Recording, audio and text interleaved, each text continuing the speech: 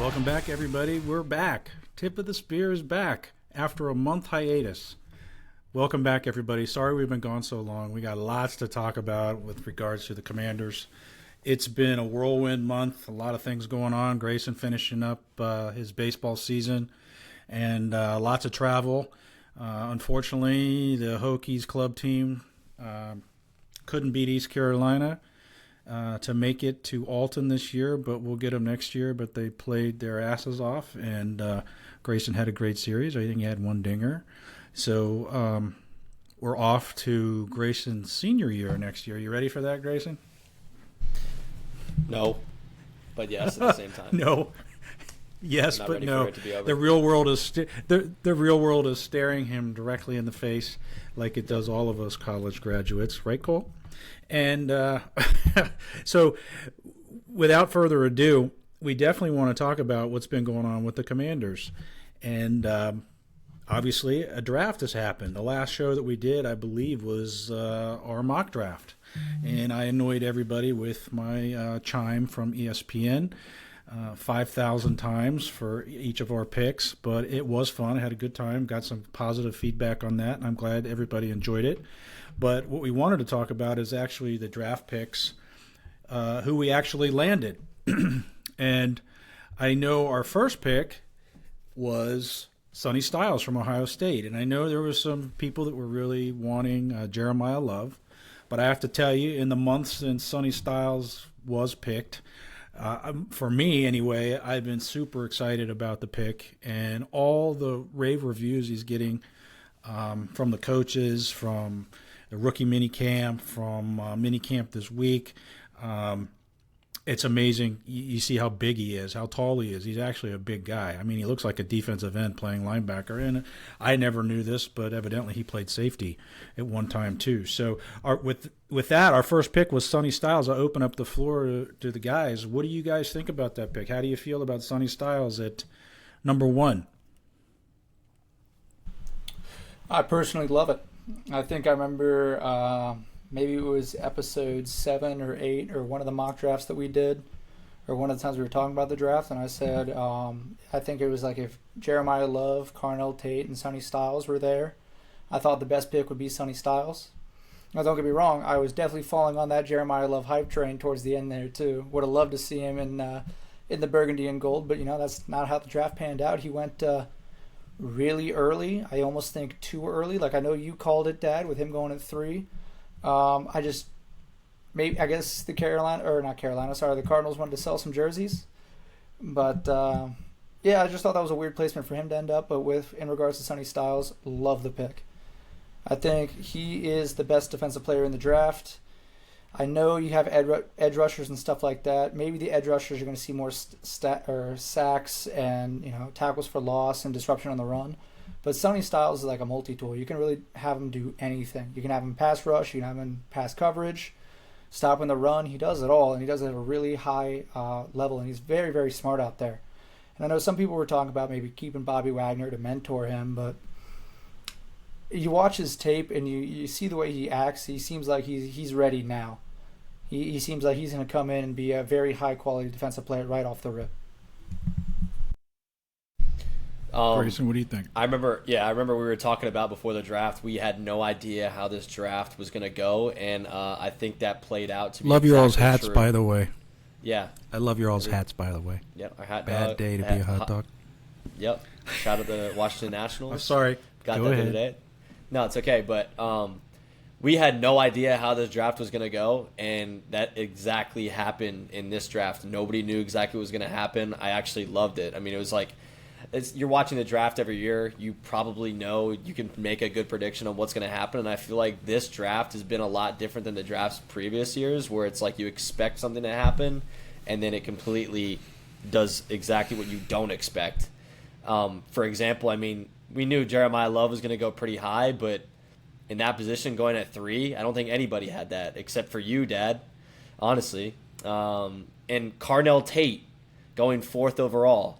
When I saw that pop up, I was like, what is going on? I didn't, Carnell Tate is a great player, don't get me wrong. I did not know he was going to go 4th overall.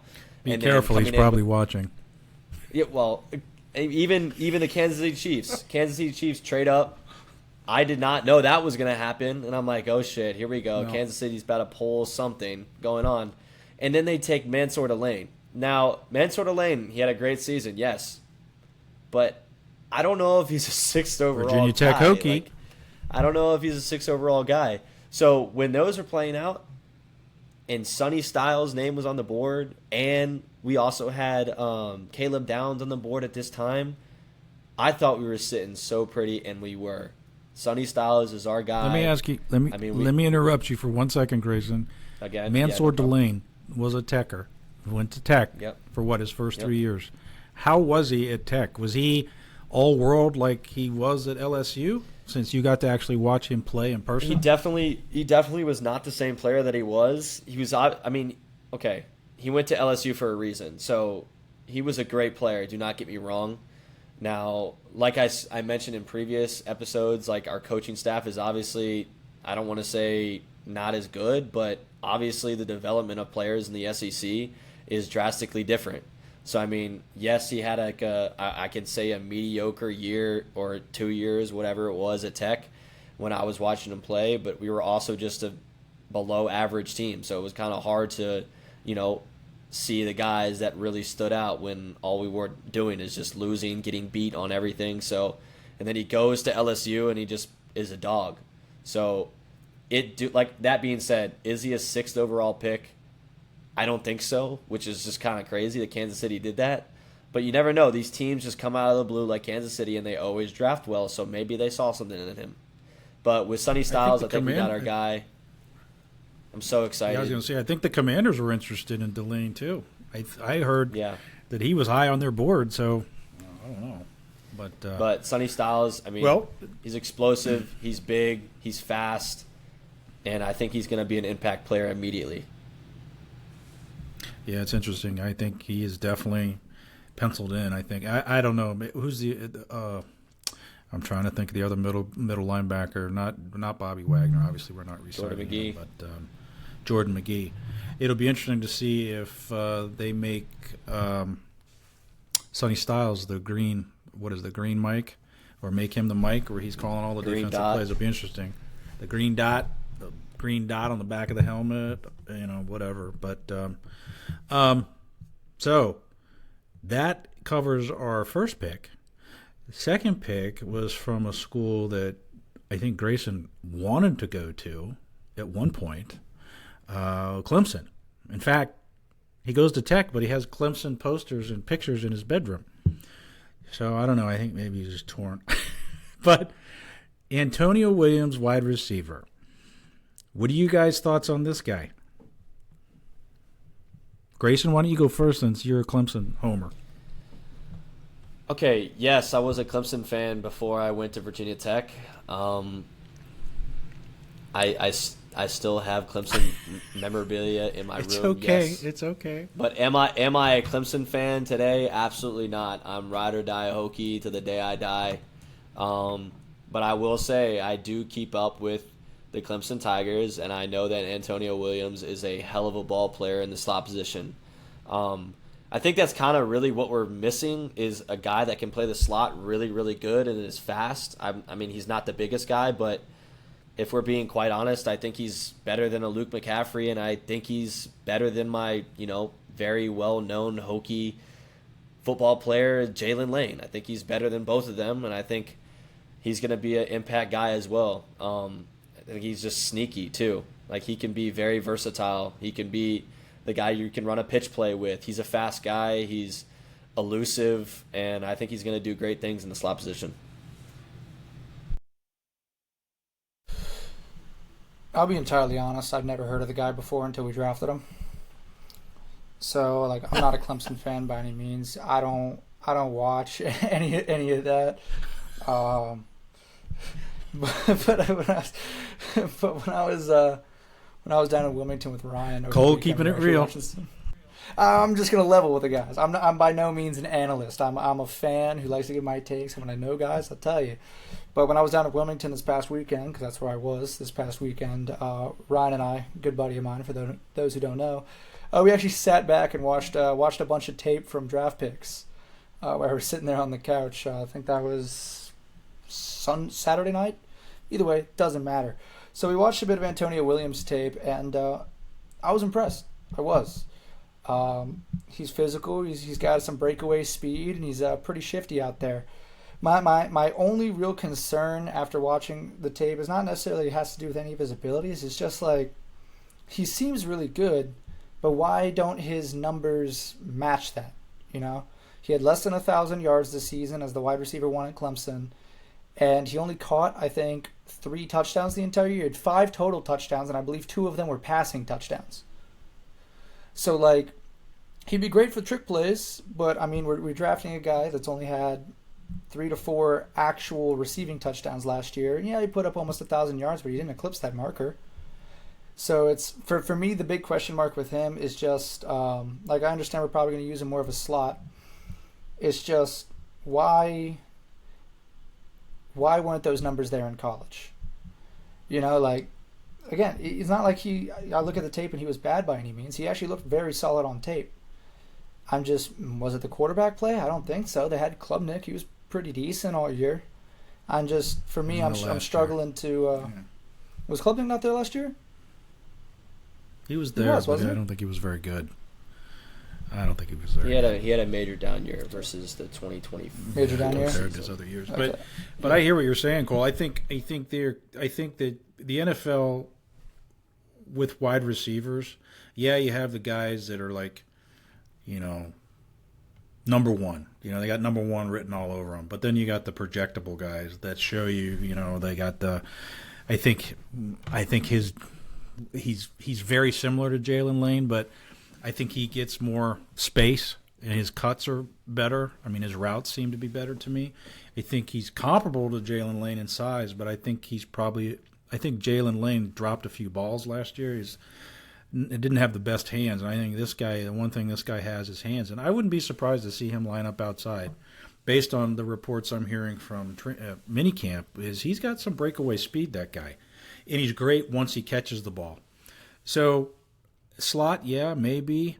De'Ami Brown probably on the outside. If I'm Christian McCaffrey, I'm shitting bricks because I don't know if he's going to make the team because you know that Jalen Lane is going to be on the team because he's going to. I'm sorry, Wrong Luke McCaffrey, Dad. Not Christian. Yes, yeah, Christian will be on the team. Luke will have a hard time, I think, making the team because I think Jalen Lane's a definite kick returner for sure. So yeah, I even will say to that. What did I do now? Did I screw up another name?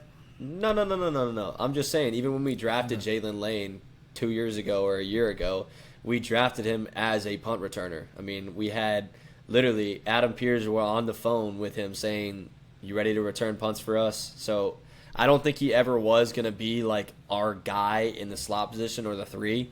But I think Antonio Williams is just going to take over that spot. Honestly, it's going to be a prove-it year for Luke McCaffrey.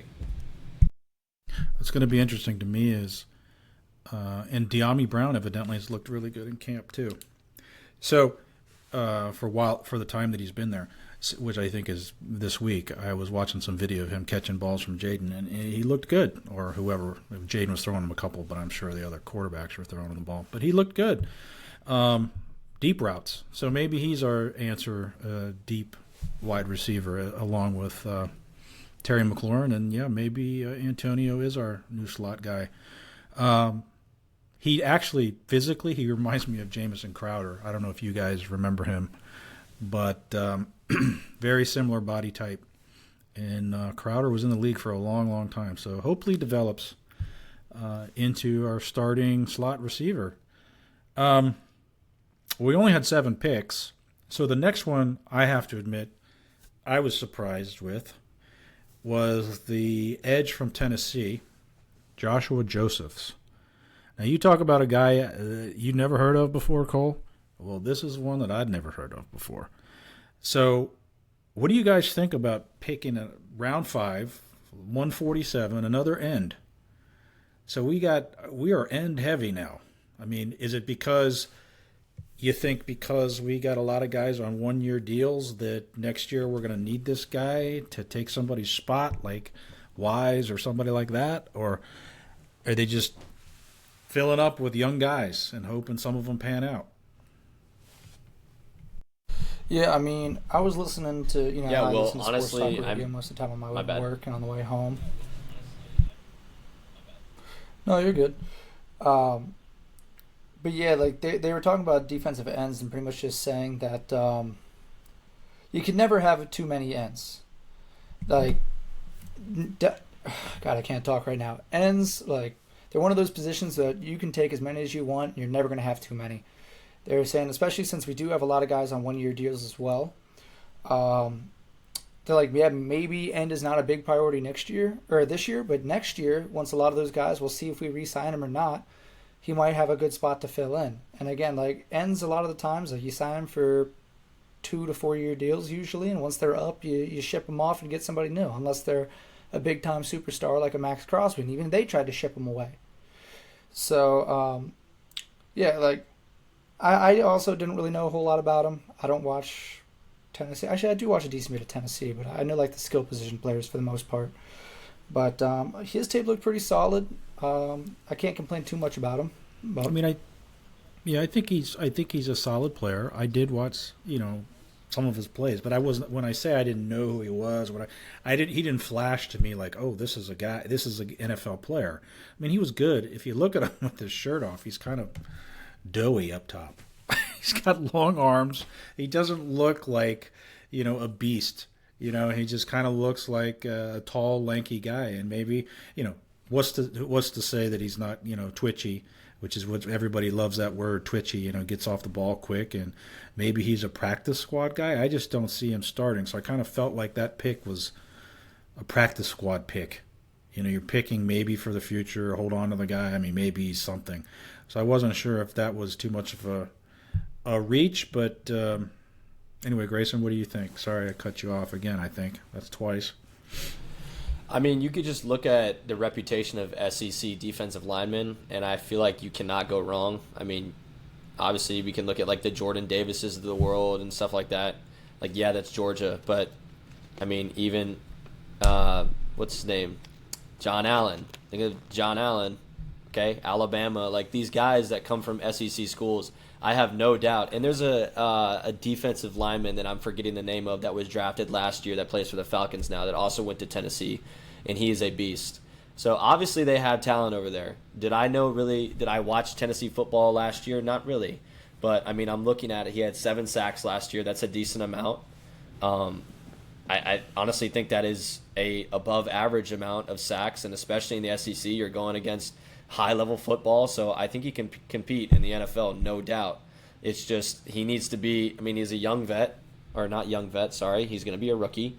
So these young veterans that are on our team now that we just signed, develop him, and like Cole was saying, once these guys pass on and they go to different teams, if we re-sign them, if we don't, he's going to be there, and I feel like he can be a good addition to this team. Is he going to be an elite player off rip? I don't know. Maybe. We'll see, though. All right. Well, my second favorite pick of the entire draft was, took my believe it or line. not, in the 6th round. For us. Fat Man. The Fat Man. Let me tell you, that guy is going to be a bowling ball. And I love that pick. I am so glad we took Sonny Styles and stayed away from Jeremiah Love. We're going to give Bill, who flashed in the pan last year, looked like a great back. Looking forward to him and Fat Man 1-2. And, of course, the other guys they've got a pretty deep backfield. But those two, I think that combination of Thunder and Lightning, or what, I guess it's not that. It's Bam and what is the one where Bam Bam Bigelow or whatever her name is, but his name was. But I'll tell you, I think those two together are going to be phenomenal. I did watch a lot of that guy's tape. Wow. He is a thumper. And evidently, I guess he was there for 4 years, but he leads in the record books of Penn State the most rushing yards ever. Is that true? That is true. Yeah, it's true. 4,100 rushing yards, even above Saquon. Wow. I mean, that guy, you look at that guy's legs, and I was watching videos, he just bounces off people. He is going to be our goal line running back. Who needs the tush push when you got Fat Man back there?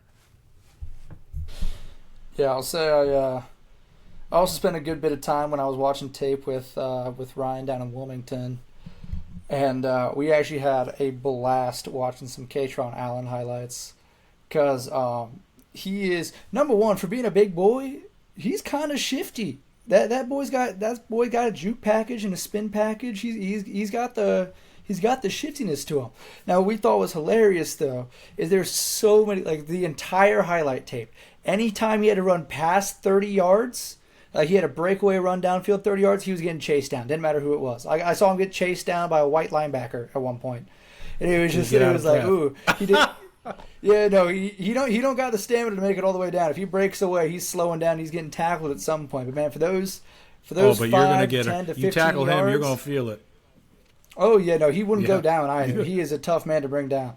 So like obviously he is not your lightning like you were saying, but he's absolutely bringing the thunder every time he gets the That's football, true. and he's trying to lay a shoulder into somebody or juke around, and he's phenomenal within that 5 to 20 yard radius right there.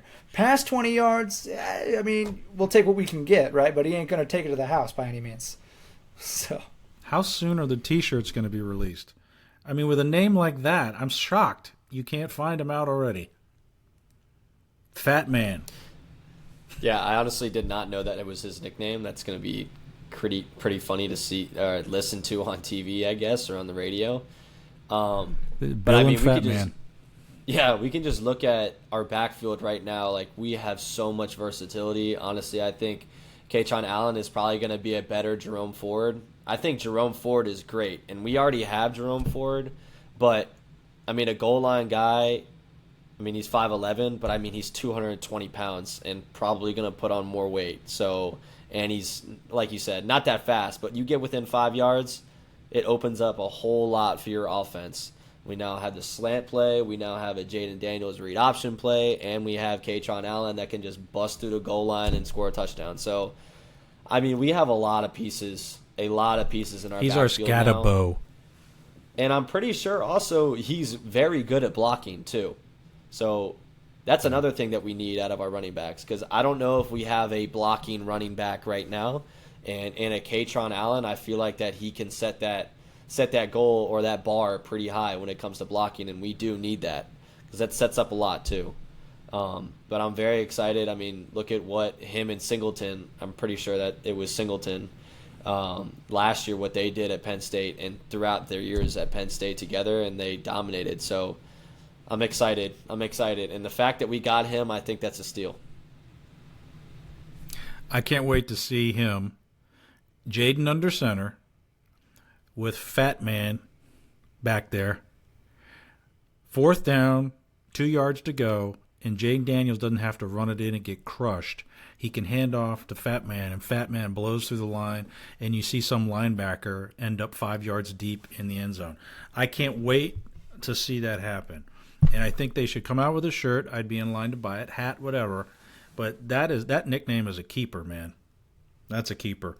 So that's my second favorite pick next to Sonny Styles. Also in the 6th round, we picked up a center, Matt Goldman from Michigan State.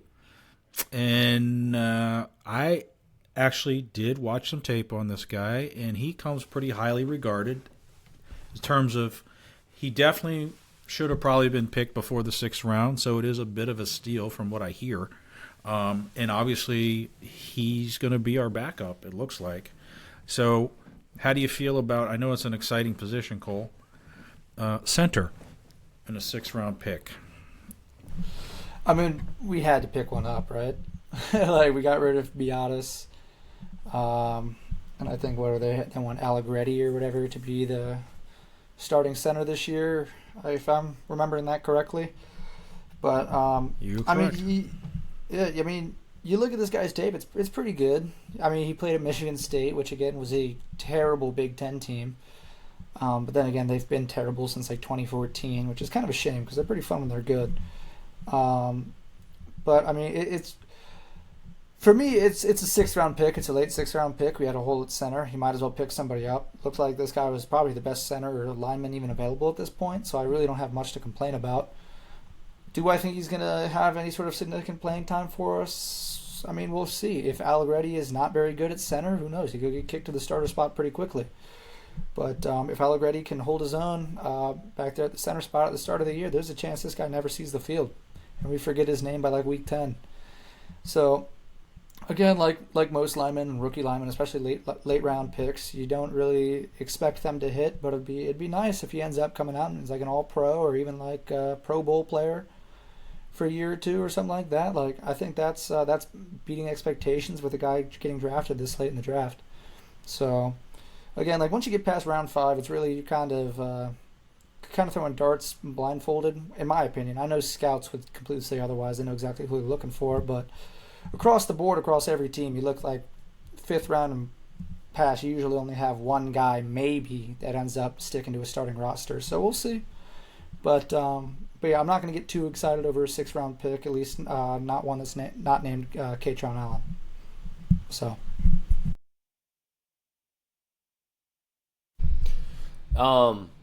I did not watch a lot of tape on this guy, to be honest with you. So I'm not going to say false things, but we did need to pick up a center. I think we all knew that. I mean, we need to have some sort of backup. So I know this guy is an experienced starter that was at Michigan State for a long time.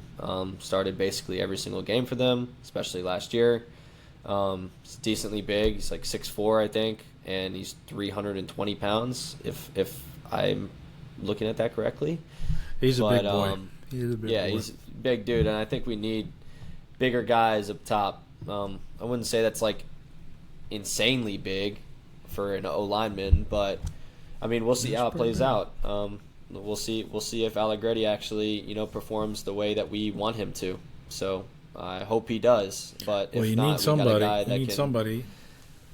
Hopefully not. Hopefully he will. Yeah. But if not, we got this guy too. Yeah, in case Allegretti gets hurt, I imagine they probably will pick up somebody else, a cut later or something. Who knows? The last pick of this year's draft was the one that perplexed me the most. Was Althan Kalakamanis, quarterback from Rutgers. That to me felt like a wasted pick. I wasn't sure why we drafted this guy. I mean, we obviously love Sam Hartman. I mean, everything he's done for the organization and how good he is as a third-string quarterback. I mean, come on. I mean, he's Jaden's probably his best friend. Why are we even contemplating getting rid of that guy with Alan Kalakamakas? I mean, come on. And I'll tell you what, he's nowhere near as good-looking as Sam Hartman. So, I didn't understand that pick at all. So Dad, why? Can I ask you this if question? we're Can I ask you this question real quick? Yes. What has Sam Hartman done for us? Sure. Can you answer that question? He looks good. He's a beautiful human, and the ladies love him. Right? I mean, isn't that all that really matters? Forget how well he throws a football. They actually brought in a guy off the street to start what was the last game because they didn't want to wreck his pretty face. What, Josh Johnson? Whoever it was, anybody before Josh Sam. Johnson. You cannot break that jaw. You hurt that pretty boy. Every woman in the stands is going to protest. So I didn't understand that pick. They're not going to cut Sammy boy. He's on the roster for probably as long as Jaden is. That's just my 2 cents. But I'm going to have to interrupt you there and go out here and probably say this on a limb here, but Sam Hartman is terrible at football and needs to be cut off the team immediately. So I hate to break y'all's hearts out there. He has played in 0 games. I don't think he's played in any games, actually, if I'm not mistaken. Even in preseason, he looked absolutely awful in the minimal amount of games or minimal maybe game that we saw him in. And I've been reading online. Yeah, Twitter is not the most what's the word I'm looking for? Credible source, I guess you could say. But they said that Sam Hartman looks absolutely horrible at OTAs. So the fact that we have a best friend, best buddy that is just there to coddle Jaden Daniels, yes, probably a good person, probably a great person. I'm sorry for shitting on you, Sam Hartman, but what are you doing on the team? You're just wasting space, in all honesty. So I think this is the time we need to stop caring about people's feelings, okay? And he's done. He's done. Needs to be cut immediately. Hello, Sam? Yes. Hi. Yeah, he's trashing you again. Yeah, he doesn't like you. Yeah. Yeah, I know. He doesn't. It's not that I... Yeah. He doesn't like it. He's just jealous. You're too handsome. Okay, I'll let him know. Yeah. Thanks. Bye. But I think everybody in their right mind is thinking that. Sorry, was my mic on? Sorry. No. I just think everybody in their right mind is thinking the exact same thing. He adds nothing to this team. I'm sorry. I hate to break it to you. Great college player. Was phenomenal at Notre Dame and Wake Forest, but has done nothing for this team. Listen, how can you feel sorry for somebody that looks like that, right? I mean, that guy, I told Cole this the other day. I said he should be modeling. I mean, that guy doesn't need to be on a football field. I mean, honest to God, that is just proof that college doesn't always translate to the pros. From even a big school where he was really good, and then he comes to the pros, and the guy can't even make the field. And that's not a knock on him. It's really shows the level of the NFL, right? I mean, you can be a stud in college, and I think he played somewhere else before Notre Dame, and he was good in Notre Dame. Yeah, Wake, and he was really, really good. But it just goes to show, not everybody that's a stud in college translates to the NFL. He's a prime example, and I'm sure he's a great guy, and I'm sure he's a great friend. Make him a coach. But taking Sam Hartman completely out of the picture, I'm not sure why we drafted a third-string quarterback who's a pocket passer. Where are we going to ever use this guy? If Jaden Daniels is here for 5 years, or even if Jaden Daniels gets hurt, are you going to change the entire offense to somebody who doesn't scramble? It just seemed like bring in another running back, bring in another linebacker, bring in a cornerback, right? Bring in another corner. I just thought that was the only pick out of the entire draft I had heartburn over. I think in order to just solve this issue where Jaden Daniels gets his buddy, and we have all the women over the age of 30 watching the football games for the Washington Commanders this year. We just make him a water boy. How about that? So he can go out there with his luscious hair and give Jaden Daniels a water bottle in between games. It'd be great, honestly. It'd be perfect. So they can just shine the camera on him. They can get that 15 seconds of fame and then come back. That way he can provide something for the team. He's at it again. Yeah. Okay, Sam. You got it, buddy. Hey, listen, I'm all behind you, man. You got it. All right, buddy. Bye.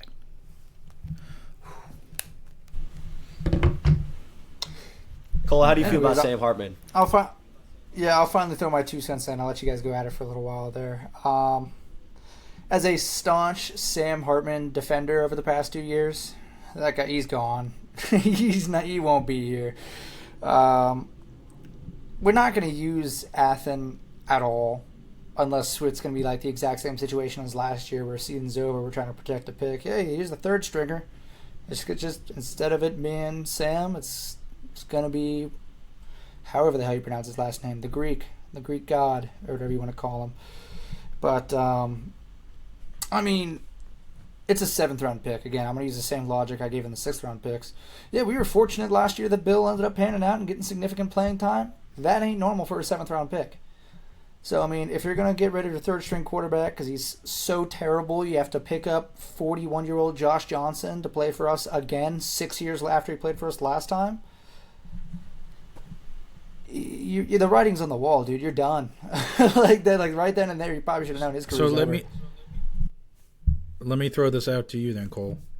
Since we're talking about the 7th round pick, why wouldn't we have, if it's true that the 49ers are looking for anything for Brandon Ayuk, they probably would take a 7th round pick.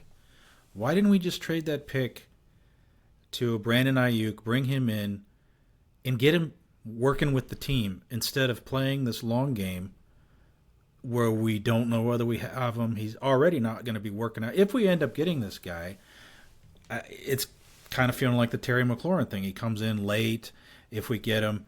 And I just feel like if that's – we could have traded that pick away. Ayuk could have been here already and working out. I'll just tell you plain and simply, it's even a 7th-round pick is a massive overpay for the current situation. Nobody's going to give the 49ers anything for him. He hasn't played football in 2 years. Okay? He's not worth any sort of pick. You don't even know if he's going to want to play football anymore once this whole saga's over. He keeps posting random-ass shit on Instagram. Nothing has to do with football related. He's like showing off his new fits or letting ice cream drip down his hands. Like, for me, I'm all the way out on Brandon Ayuk. I don't want him at all anymore. In fact, I don't think any team is going to want him, even if he gets cut. You may get some desperate team like the Titans or the Cardinals or something to pick him up. It better not be us. I mean, at this point, I saw there was something going viral all over Instagram and Twitter earlier this week where Stephon Diggs would be like, it'd be sick to play in Washington. The dude had over 1,000 yards last year, and he played an entire season of football last year. You know what you're getting with Stephon Diggs. And he also Why not bring him in? He also only played 52% of snaps. Well, okay, that's actually pretty normal for a wide receiver, though. I'm going to ask. Hold on, Cole. I want to ask you. Why aren't we bringing Stephon Diggs in? What is the reason? Why aren't we bringing the guy in? He said he wants to play here. His brother said he wants to play here. I'll tell you what, I'd take the two of them. I'd bring his brother in. Maybe he's another Marshawn Lattimore. Maybe you don't give him a guaranteed contract. Make him come in and play. Maybe he's a last-minute cut. But I agree with you. Stephon Diggs has proved himself. He had a great year. Why isn't he here? That's my question. I don't understand. I mean, we have an opportunity to get a player. What is the front office afraid of with this guy? I mean, it's obvious there's something, right? Or he'd already be signed. Maybe he's holding out for too much money. I don't know. But we have a lot of money left over in salary cap. So my question to you two is, what do you think it is that's keeping us from going and getting this guy and letting all these rumors surround Ayuk? All Adam Peters would have to say is, we have no interest. But they don't ever say that. Yeah, I will say, I wonder if something happened in New England at the end of last year that nobody knows about. Because I do find it weird that the Super Bowl contending Patriots immediately let go of their wide receiver one after going into the Super Bowl. I do find that a little strange. Well, that was the whole thing he was in court for. That's why he just got acquitted from his ex-girlfriend said he abused her or something. Yeah, it's the But NFL I'm sure that's why happens. they released him was under the – I know, but I think they probably released him because, well, let's say it out loud, that they probably thought he was guilty. And he got off. Kind of like the kicker that we had from New England that we instantly cut because the rumor was that he, abused some girl on an airplane. And now he's playing for Green Bay, which actually just cut him, but for a rookie. But, yeah, maybe you're right, Cole. Maybe there's something else. Yeah, for me, it's the only thing that really makes sense. Like, it's something that maybe hasn't been leaked or something. I find it odd that, yeah, I know it was the end of his contract or whatever, but he was your wide receiver one, had over 1,000 yards, and he was pretty much Drake May's best friend the entirety of last season. Not best friend, but I'm just saying, like, favorite target the entirety of last year. I just find it, I do find it a little odd, but at the same time, it's like, at this point, dude, like, our wide receiver room still needs help. Like, Antonio Williams will help, hopefully. But it's another third-round wide receiver. We spent 2 more on Luke McCaffrey and Jalen Lynn. They didn't really pan out. So, I mean, there's no guarantee that Antonio Williams pays out either. You're going to get exactly what you're paying for with Stephon Diggs. You know you're going to get at least 600 to 700 yards, at least, even if he's a wide receiver 2 and not the wide receiver 1. Like, he's going to probably catch 5 to 8 touchdowns, put up decent yardage, and be a red zone threat and a deep threat. Like, I don't... The only thing that I can think of, the reason that nobody signed him, is that either A, he wants... I don't even think it's really a money thing. I think it might be like he wants too many years because he's 31. He is getting up there in age. But maybe he wants like a 3-year contract and nobody wants to give him a 3-year deal at 31. Or something else happened that hasn't been leaked. I don't know. Do you think that offices, from the different teams he's been on, say that he's a team killer? that he's a me guy, and they're trying to develop a culture where it's we, we, we. But that, they're trying to develop a culture where this guy will be on the sideline having a hissy fit if he doesn't get the ball and blah blah blah, and they don't want to have Jaden have to deal with that. It's got to be something. The guy's saying he wants to come here. I don't think it's that either, because I know that, it was Grant and Danny that had. He was evidently good at the Texans. He was good at Texans too, evidently. Yeah, but they liked him there too. But he doesn't stay anywhere.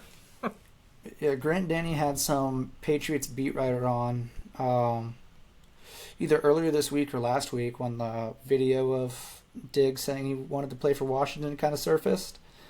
And the dude was pretty much saying, from what he's heard and when he's been in the locker room, nobody had any sorts of issue with Diggs. In fact, he was a pretty decent locker room guy, and he was well liked. So maybe it was the fact that he may or may not have, court says not, beat the living shit out of his girlfriend or something. Could be, but maybe it's something else. Maybe he had some friction with the front office or something, and he made the front office's life hell, but maybe he was fine in the locker room. I really don't know. But I do find it baffling that nobody's even really shown much interest in picking up Diggs. For me, it's a weird scenario, because it's not like Ayuk where the 49ers are holding him hostage. It's like the dude's a free agent. He can sign anywhere, and it hasn't happened yet, and it doesn't seem like he's getting a whole lot of traction anywhere. So that's where I'm struggling to connect the dots a little bit in my head. So. Yeah, it definitely is a little weird. He's always been a productive guy. I don't really care about age as long as you perform. I'm more of a stats guy. So, yeah, he's decently old. I think he's 32, maybe. Maybe he's 32. But, we could look at what he did with the Texans when he was healthy. Yeah, he went through that ACL and then goes and plays for New England and played on 52% of snaps and still put up 1,000 yards. He's definitely somebody that you could throw on our team that would significantly help us a lot. I don't think we are going to be very productive if it's just Terry McLaurin and De'Ami Brown, because they still need help. They still need that guy to be there that is a threat. Now, I'm not saying that Antonio Williams is not going to be a threat. That's not what I'm saying. We just haven't seen him play, but we've seen Diggs play for over 10 years now. So we know he can play. We know from what it sounds like that he has somewhat of a want to play here in Washington. And why don't we? Unless he's asking for too much money, but why don't we sign him? I think it would be a great fit, to be honest with you. And I would take him. This might be a hot take. I'm taking him 10 times out of 10 over Brandon Ayuk. That's just me, though. I wouldn't even consider that a hot take. That's pretty much exactly what I think. Yeah. I just hope that we're not holding out or waiting for Brandon Ayuk for Jaden Daniels because he wants him. I hope that, although he did say, I heard it come out of his mouth, that they asked him about Cliff, how he felt about Cliff, and he says, well, I love Cliff, but the decision is above my pay grade. So I just hope he doesn't end up coming here, Brandon Ayuk, just because Jaden wants to play with him, because it was, in Arizona State for who knows how long, and Jaden won the national championship at LSU, right? So did they win the national championship? No? Okay. Well, Heisman. Jaden in fact, that LSU... Heisman, right. That's what it was. Heisman, and he was spent his senior year there, or his last year there. That's right. And he was drafted straight out of LSU. But he was at Arizona State, I thought, before that. So, yeah, I don't know. I'm kind of unless there's something about Diggs being a team killer that general managers talk about, because I agree, there's a reason.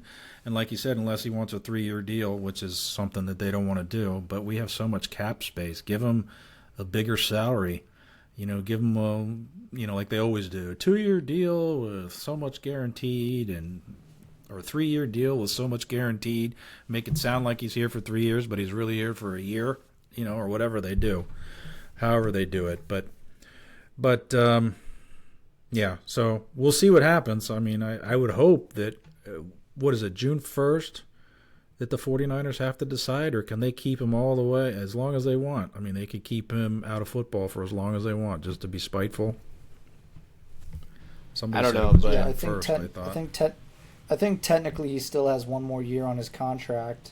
So if the 49ers really were feeling devious, they could potentially hold him the entirety of next year and not get rid of him and do anything like that. That is a possibility. But if they are going to cut him, I believe it does need to be by June 1st. You know, would they have to pay him? A while No, ago, he voided his entire the whole money Brandon guarantee. Ayuk thing. All right. A while ago with the whole Brandon Ayuk thing, I was a fan of it, but as a fan, I am completely over it now. I'm sick of hearing about it. I'm sick of hearing about stuff that just doesn't happen. And I feel like for the past 3 months and longer, almost probably 5 months to this point in time, all we've heard about is Brandon Ayuk. He's coming to Washington. He's coming to Washington. This contract's about to end or whatever it is. They're about to release him. He's coming here. I'm done with it. I'm done with it. I'm done hearing about it. I just want things to happen. We do need a solid third wide receiver. I think De'Ami Brown is a great player, but I think we need a solid third receiver that has performed in the past. And it is crunch time. It's not like this is the time to wait it out and play the contract game, whatever, because I don't want to wait too long. And I'm a pretty impatient guy. We played but I that think game this is the last time. year. Yeah, exactly. And I think, well, that's different because Terry was already here. So if that's what you're referring to. But this is different. Like, we need to go after a guy to help us, to help Jaden Daniels, and to help David Blau. So I think it's time that Adam Peters needs to just take a shot at something, honestly. Whether it be Stephon Diggs. Once again, I'm taking Stephon Diggs over Brandon Ayuk, and obviously less baggage. Who knows what's going on with the whole New England program, and I mean their coach obviously has some issues over there too. So I don't even know if it's all the problems with the entire organization or what. But I would take him over Brandon Ayuk. Why don't we just go after Diggs? Why don't we? I mean, it's not going to help us. I mean, it's not going to hurt us. I mean, it's not going to hurt us, and he could significantly help us. So why don't we just do it? I agree with everything you said. Somebody there, though, does think there's something, or they're just waiting. Maybe they're waiting a little longer. His price will come down. You know, who knows? I hate the fact that we have so much cap space and we just sit on it. For what? A rainy day? I mean, unless they don't believe that we're really going to be that good this year, and maybe they don't think that we're as good as maybe the three of us think they're going to be, and it's another rebuilding year. And they're just like, well, we're not going to spend the money. We're going to save the money. And, you know, who knows what these guys think, right? We're just the fans. We're the ones that pay to go to every game. I'm a little bit disappointed, too, that not for me because I don't have season tickets, but it seems a little bit unfair to the fans that have season tickets that we have a game in London and it's considered a home game, right? And you lose a game. You lose a home game for the people that actually live here. So great. Some people who have the money can fly to London and watch the Redskins play a home game.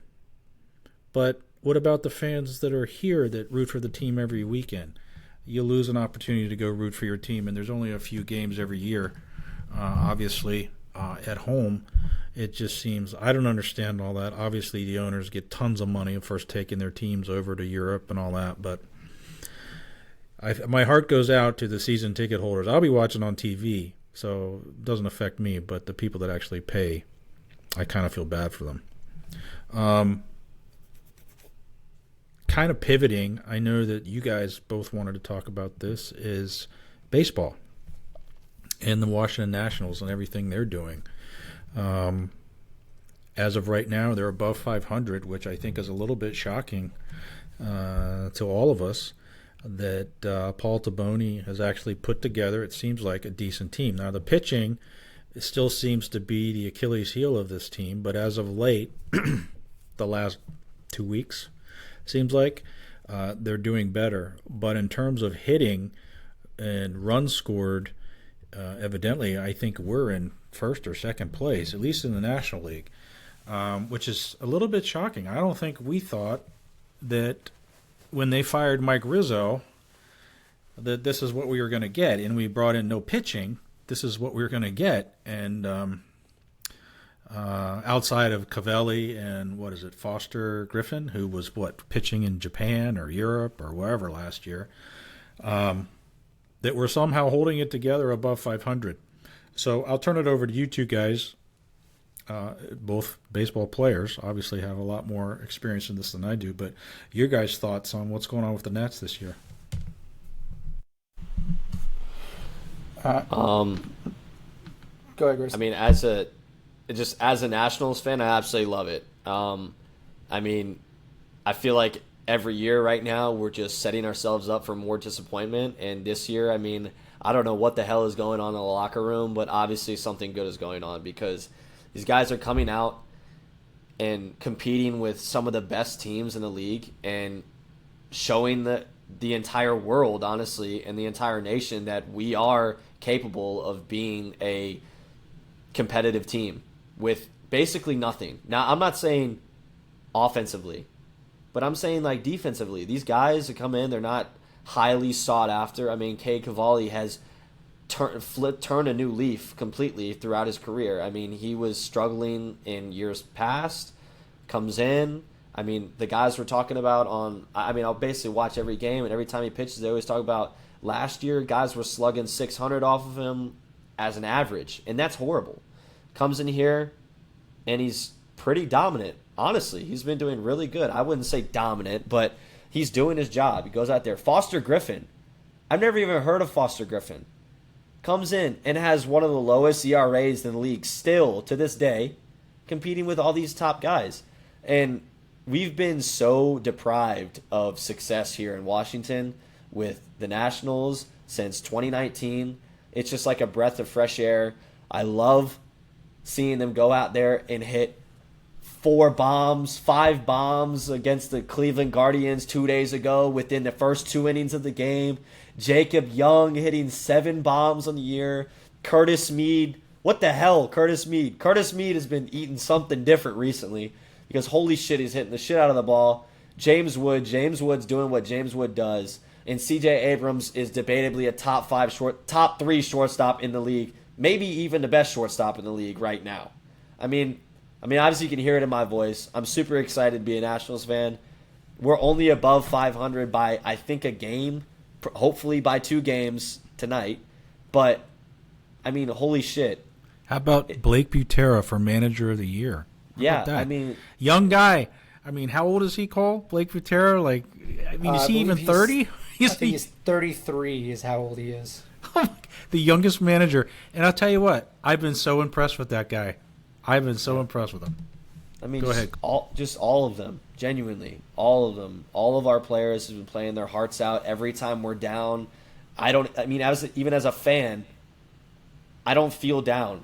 Like, I just feel like we can get right back into it. And at the beginning of the year, I was a little scared because you saw what our pitching did against, like, Los Angeles. I mean, that's difficult to watch, honestly, with Mike, not going to say that word, Mike Meatball on the damn mound. It's horrible. I remember talking about this before, just watching our terrible pitching. But, I mean, it's unbelievable what they've done through the past month and a half. It's amazing. I love it.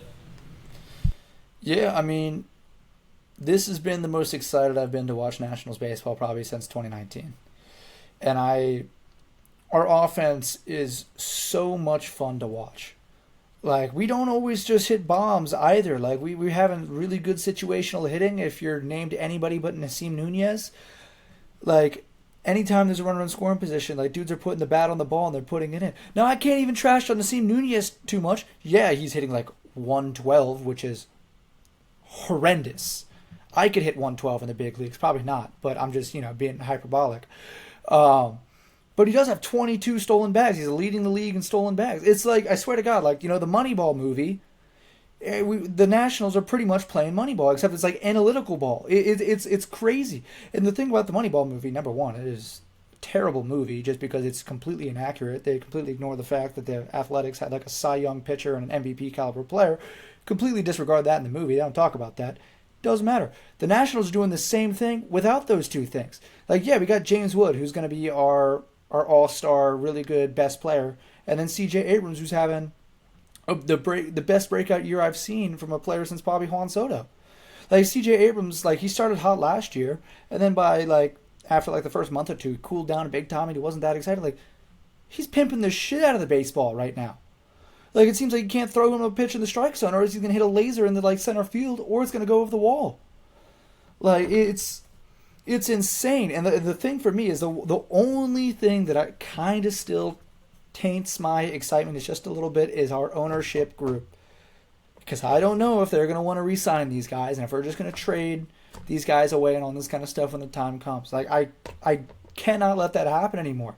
It's too exciting of a team to watch just to piss it away for nothing. What's going to be exciting, Cole? You'll be able to tell probably if we're close, maybe being a wild card team, whether we trade away assets or if we're close to being a wild card, that we actually spend some money and maybe bring some people in and make a run for it. That'll tell you right away. Do we sell even though we're doing good, or do we bring in players hoping that we might actually be a wild card team and make the playoffs? That'll tell you, I think, pretty much, I think. Yeah, the problem for me is, though, just like the learners have given me nothing to indicate that they're going to be buyers at all. In fact, I'm already seeing reports like on Instagram and Twitter and all that kind of stuff where it's like, Foster Griffin's probably going to get traded at the trade deadline. Like, why? What the hell are we doing? And then I read the comments, and there's all these moron Nationals fans who don't know their hand from their ass, and they're like, oh, it's because we weren't supposed to be good this year. We're still a year or two away. We weren't supposed to be good. Who the fuck cares if we weren't supposed to be good? Guess what, fellas? We are good. The time is now. Now's the time to invest. When you have the number one offense in MLB, you're outscoring the number two. By the way, it's not just NL. It's number one in the entire MLB. Runs scored by, I think it's by more than 10 runs. Like we have the best offense in the league by far. The most complete top to bottom lineup, again, minus Nasim Nunez, in the entire league. And it's like, all you have to do, fellas, is bring in one, maybe two starting pitchers and maybe one bullpen guy. It's not that hard. It really isn't. But the learners, I swear to God, if we're still above or hovering around 500 at this trade deadline, and I see like, oh, okay, so we can get a great package for C.J. Abrams right now, or oh, Foster Griffin's on the block, then I swear to God, I'm going to a game. I want to have one of them paper bags on my head that tells the learners to get that team, just sell them. Because you're not invested. This is the best we've looked since 2019, and all over social media, they still think we're going to be sellers. It is outrageous to me to even think that's even still a possibility. Like, if you were an owner that even respects your fans a little bit, you would invest. But for 4 straight seasons, we haven't bought anybody in free agency. I think what was our biggest free agent signing the past, 4 years is Brendan Lowe, and we traded him away at the deadline. Like, it's been a joke of an ownership. And I'm concerned that even with all this excitement around the team and how good we're playing, that this joke of an ownership is going to keep doing the same BS they've been doing the past 4 years because they don't want to spend a dime on decent players. Thank you. The problem with this ownership group that scares me is they didn't bring in anybody and they're doing this good, right? So they go, oh, we got scrubs and we're doing this good. See, we can get guys on the cheap and be competitive. We can, and I agree with you. The ownership group sucks. The general manager is going to do only, and this is the same thing. No knock on Rizzo, man. Rizzo could only do so much. The learners aren't going to spend. What are you going to do? You bring it. They tell you how much you can spend, and you go pick the players, and you pick the best. The difference is, I think that maybe this guy has Paul Taboni. I think has a better feel for players right now, and yeah, it took them a while to get going, but they're going, and I personally don't think it's gonna maybe last, and I think, unfortunately, Cole, I agree they probably gonna sell, because when they asked them this morning, or I guess it was this morning, about whether they would actually, if they're close, would they bring in pitchers, and he declined to answer. So didn't say, we'll reevaluate. He's like, well, we never want to tell anybody what we may or may not do. So to me, and I think to the sports junkies, that was like, they're, like you said, and what you're seeing online, we're ahead of schedule. I don't agree with it. Trust me, I'm with you, 100%. But I'm kind of getting that same feeling you are. Yeah, it's just, I think Taboni is doing a great job, and Blake Butera is doing a phenomenal job. And yeah, the ownership group hired them, so I guess they did one thing right, or two things right in this instance. But at the same time, though, with Taboni, like you were just saying, he can only do so much. And I think no matter how good of a GM you are, if your ownership group is strapping you for cash, it's like tying one hand behind your back and asking you to swim. It's like you're asking a man to do a job for an MLB team, yet you're handicapping him at every single point, which is what I believe they also did with Mike Rizzo. And Mike Rizzo played it smart, and he did the political game and never commented on what the ownership was doing, but he made it pretty obvious in like his interviews and stuff that they were pretty much telling him he couldn't spend money. So like, again, Taboni could be as good as he can possibly be, but if they're strapping him for cash and they're not letting him go get who we need, what's really the point? You know? Yeah, I think Rizzo's kiss of death was Davey Martinez. And I'm kind of glad because I'm refreshed by this Taboni hire and this Blake Butera guy. I honestly think it was a great hire. And I think Davey Martinez, yeah, we won the World Series, but I think he was over his head the last couple of years. I just didn't feel like he managed games. And if you watch Blake Butera, he's a good manager, man. He is a really good guy. I mean, he seems to know his stuff. And for a young guy, hopefully we can keep him. Right? I don't know how long managers are on a contract, but if he keeps doing what he's doing here with low budget, jeopardy that we have here in DC, Yankees, Dodgers are going to want the up and coming young guy who's going to spend money. Will we be able to keep him? Just like we're going to give up, I'm sure as soon as. Anyway, I'm tired of being the minor leagues for the other major league teams. It just feels like we are the scout team. We get everybody to where they're really good, then everybody else comes in and poaches them. Hey, Cole, at least, from the Mackenzie Gore trade and everything gave people up. I wouldn't be so against, trading C.J. Abrams if we can get another, mac and cheese hot dog or what did we get? The corn dog thing that we got the other day. So we're deciding to actually trade all of our good players to invest in our food in the stadium. So, hey, how do you feel about that? They'll make another hat.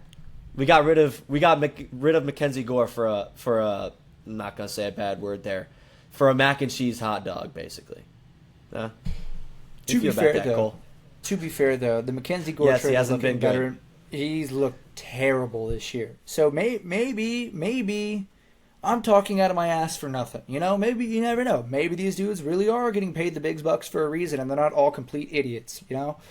But I don't know, man. I just get really concerned. Like, I would hate to get rid of C.J. Abrams and James Wood. They're my two favorite players on the team. I love those dudes. They are like, they're just so exciting to watch. Scott Boras. Well, Scott Boras, luckily. Scott Boras only represents Wood. He does not represent Abrams, which is good. Yeah, I heard you. You don't have to repeat it again. We understand. But at the same time... he's gone. He is Gonski. Not if we have this lockout. Not if we have this lockout, which I'm really hoping we do. MLB, somebody leaked something today. MLB apparently came forward and proposed a hard salary cap and a salary floor. And if that actually passes, which will probably involve an entire season lockout, so enjoy baseball while you can, folks. We might not get any next year. If that actually goes through and that does happen, then shit, we might have a chance to keep these guys. But if that does not happen, we're screwed. We're completely screwed. At least with Wood. C.J. Abrams, again, is not a Scott Boras client, so maybe we have a chance of keeping him if you really want to. But for whatever reason, the past 3 seasons, he's been like our number one trade bait all year, and he still hasn't been traded for whatever reason. But it's like every single trade deadline, it's, hey, guess what? C.J. Abrams could be on the block, or we're going to get a haul for him, and then he just doesn't get shipped off. I hope he stays. I like C.J. a lot. Yeah, he makes a decent bit of errors in the field. Maybe he's not the best defensive shortstop ever. But his bat is phenomenal. Keep him there. Cole, how many Zins do you have in right now? One singular. All right, look, guys, we're up on an hour. I want to do my favorite time of year is starting tomorrow. Thought it was today. Grayson set me straight. College baseball World Series. Virginia Tech is in it. I mean, they're in a very tough regional with UCLA, Cal Poly, Cal Poly, Tech, St. Mary's. and St. Mary's. I'm sorry to all you Hokies out there, all you Hokie fans. Listen, Throw your thoughts out the window because we are not winning. anything can happen. Brett Renfro is going to kill it. Sam Groove's going to kill it. The Ethan Ball is going to kill it. I'm telling you, they're going to go out there and shock some teams. I think they're going to win a game, maybe two, maybe they move on. They've been coming on. So have a little faith, and congratulations for making it, Hokies. It's impressive.